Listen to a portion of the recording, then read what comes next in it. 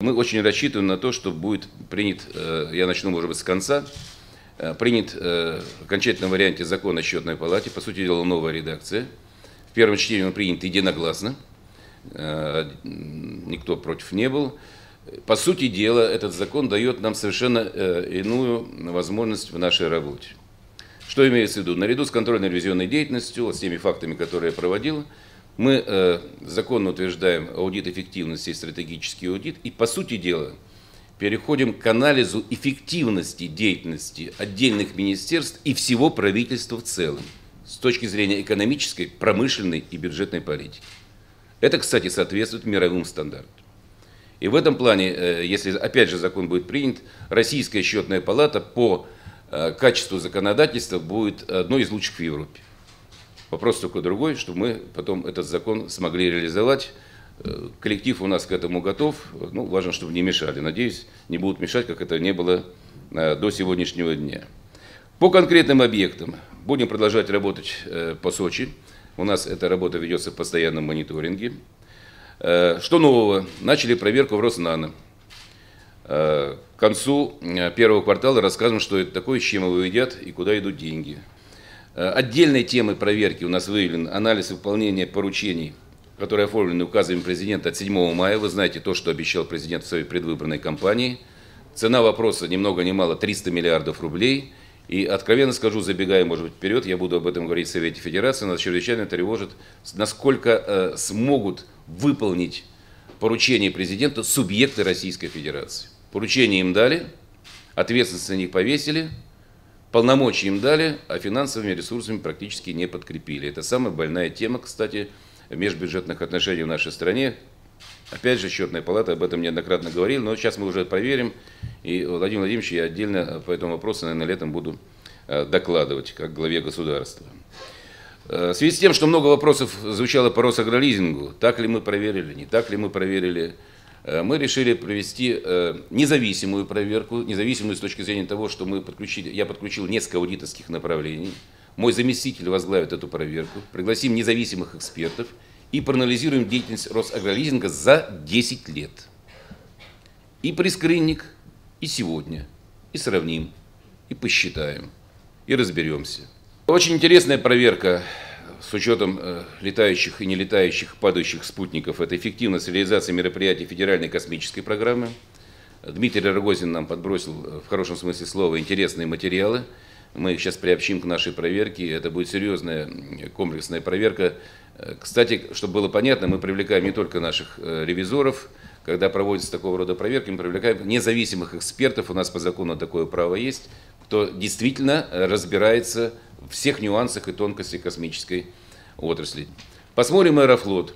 Вот Георгий мне рассказал сейчас, за 308 тысяч он слетал в солнечную Абхазию. Или хотел слетать? Слетал. Хотел. Можете представить, да? На Аэрофлоте в Абхазию, туда-обратно, с семьей. До Сочи. 308 тысяч. Ну, друзья мои, ошалели, что ли, совсем? Кто у нас будет отдыхать на этих курортах? Поэтому мы запланировали проверку не просто Аэрофлота, а вопрос формирования цены. Посмотрим конкурентную среду. Почему не пускаем туда международные компании, которые стучатся к нам, серьезные международные авиационные компании? Ну, хватит обманывать народ на самом деле.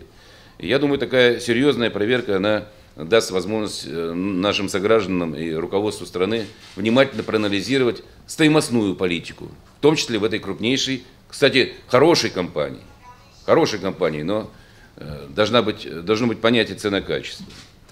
Проводим мониторинг реализации ООО «Росгидро», будет комплексная проверка Росатома.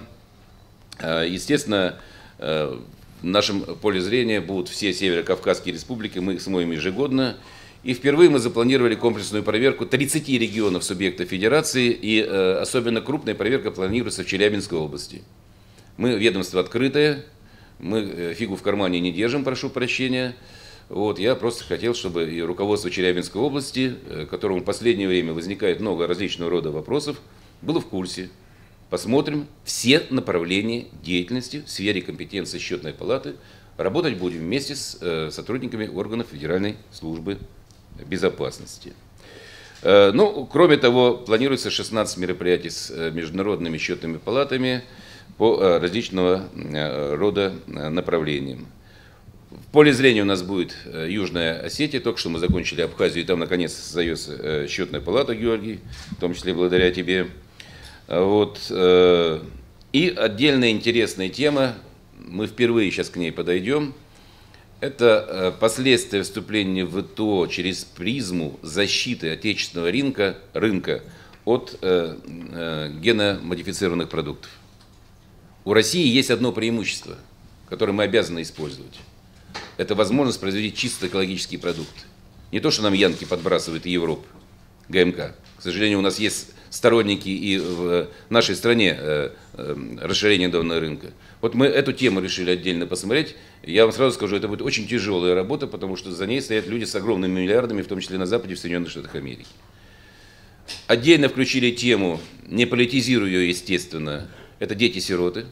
И как будет выполнен указ Владимира Владимировича. Значит, под него выделены серьезные бюджетные ассигнования. И очень большая тема – это школа и образование в нашей стране. Она будет выделена отдельно и специально именно среднее образование. Вот такие наметки в работе счетной палаты мы определили на следующий 2013 год. Мы не стали особенно афишировать проверку РФС. Могу сказать одно. Там, к Сергею Фурсенко ничего не прилипло. И в карман он ничего не ложил, чтобы вот Сергей там в Ленинграде или где он сейчас находится, не переживал. Я первый раз публично об этом говорю на всю страну, по сути всего. Вот. Второе, значит, мы Толстых изложили всю систему финансово-хозяйственной деятельности. Огромное количество нестыковок, непонятные источники финансирования, отсутствие системы внутреннего контроля. Все это мы рекомендовали ему сделать сегодня. Кстати, мы даже дали ему сейчас начальник инспекции, мы его откомандировали, уволили, он перешел на работу и будет возглавлять внутренний контроль в РФС. В футбольном союзе надо наводить порядок, как в любой общественной организации. Но при этом нужно понимать совершенно очевидно, никаких бюджетных денег туда идти не должно. Должны быть серьезные спонсорские контракты. Нужно находить общий язык с теми, кто сегодня командует в премьер-лиге. Никуда мы от этого не уйдем. Это тоже большая проблема. Отсюда появилось первенство СНГ и все другие вопросы. Третье, что мы сказали Николаю, и он согласился полностью, это такая щекотливая тема, она связана с агентами. У нас нет закона об агентской деятельности, но есть так называемые регламентные документы, внутренний документ РФС. Ему больше всего претензий, это я вам как юрист говорю. Потому что непонятно, откуда получает деньги, платят ли налоги, сколько на самом деле получает. И самое печальное, они развращают молодых людей. Не все, а большая часть из них. Когда с 15-14 лет начинают, приходя в семью, вести этого ребятенка, мальчонку, взбадривая его возможными огромными деньгами, после чего из них получается неудели, что называется. А когда семья пытается разорвать контракт за счет своего ребенка, папы или мамы, неустойку нужно выплатить ни много ни мало 500 миллионов евро. Ни в одной стране мира этого нет. Вот это проблема. Одна из самых серьезных. Плюс трансферный рынок. Если мы и дальше будем платить бешеные деньги непонятно за что, у нас играть никто в футбол не будет. Мы на это тоже указали. Предложили РФС и Виталию Мутко подумать о серьезном законодательном обеспечении. Но одна тема уже решена. Вы знаете, я писал письмо Владимиру Владимировичу, будучи еще премьер-министром, по поводу договорных матчей. Поправки в законодательство внесены, и теперь, как не хотелось бы некоторым правоохранительным органам заниматься договорниками, придется этим делать. Кстати, Николай создает Толстых сейчас вместо группы Кавазашвили, которая следила якобы за договорными матчами, так и не увидев ни одного из них. Хотя некоторые совершенно очевидные, в том числе почему-то все время с Амкаром связано. Видимо, аммиака с карбонитом надышались там в Перми. Значит, или не надышались, я уж не знаю. Так вот, он создает специальную группу, куда войдут на уровне начальников главков представители всех правоохранительных органов. ФСБ, МВД, Генпрокуратуры, Следственного комитета, и которые по конкретным сигналам начнут работать. Как это делается в Италии, как это делается в Турции, как это делается в других странах, где как-то делалось в Англии до последнего времени, вы знаете. Так что будем наводить в этой сфере порядок. Через год Олимпиада. Будем ли мы готовы, по вашему мнению, провести эту Олимпиаду? Олимпиаду проведем вовремя. Сразу хочу сказать, что открытие Олимпиады, секретов не буду рассказывать, будет самое красивое в мире. даже красивее, чем фейерверк на АТС на острове Русском. Вот, это по факту. Объекты, на самом деле, спортивные объекты, ну, сейчас там вот были вопросы с трамплином, кстати, счетная палата смотрела, и с центральным стадионом, мы выправили эту ситуацию. Вот, так что сомнений в том, что Сочинскую Олимпиаду мы проведем, нет.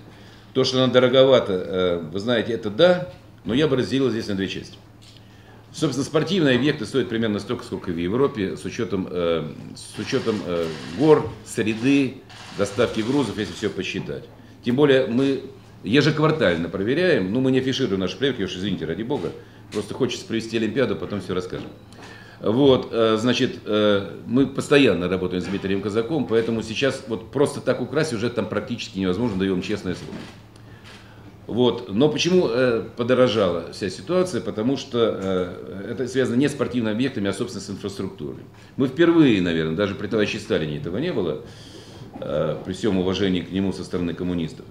Значит, впервые за 2,5 года построили 27 высококлассных европейского класса туннелей в горах. Можете представить? 27 туннелей. Больше 60 километров. Причем это не просто дырочка какая-то там метровская и так далее. Конечно, это огромные деньги на самом деле. Вот. Потом столкнулись с оползнями, со всем остальным и так далее, и так далее, и так далее. Поэтому, конечно, это уникальный проект с точки зрения инфраструктуры, но нас волнует сегодня одна тема, и мы сейчас вместе с Дмитрием Казаком готовим соответствующие предложения в адрес главы государства. Потому что Владимир Владимирович лично курирует, вы знаете, Олимпиаду, и правильно делает. Это называется тема «Постолимпийское наследие». Что после Олимпиады? Кто будет содержать объекты? Сколько это будет стоить? Как сделать так, чтобы они эксплуатировались? И как сделать так, чтобы хотя бы в определенной степени они окупались? Кстати, ни один олимпийский объект в мире, мы специально проводили анализ не только зимних, но и летних Олимпиад, самоокупаемым не стал. Скажем, в Турине, кто-то, может быть, помнит, в Италии проводилось во время Олимпиады, там все олимпийские объекты были снесены. В Китае половина объектов снесена, половина используется совершенно не по спортивной части. Мы по этому пути, наверное, не пойдем, за исключением, может быть, Меретинки. Вот. Но нужно решать вопрос, кто будет содержать. По нашим уже расчетам, примерно ежегодно на содержание олимпийских объектов после Олимпиады ежегодно нужно будет тратить 60 миллиардов рублей. Это дорого. Это дорого. Поэтому нужно считать и коммерческую составляющую. Вот эту программу мы сейчас, может быть, не свойственно для счетной палаты, хотя это эффективность использования, в том числе бюджетных средств, будь то это Краснодарский край, будь то это федеральный бюджет. Вот это, наверное, сегодня тема для нас номер один. Ну и тема номер 3. Мы обязаны выиграть Олимпийские игры. Потому что если не выиграем, придется Виталию Мутко либо с трамплина прыгнуть, либо на Бове прокатиться. Вот. Ну хотя бы по хоккею, конечно. По хоккею, я думаю, что у нас результат должен быть приличный.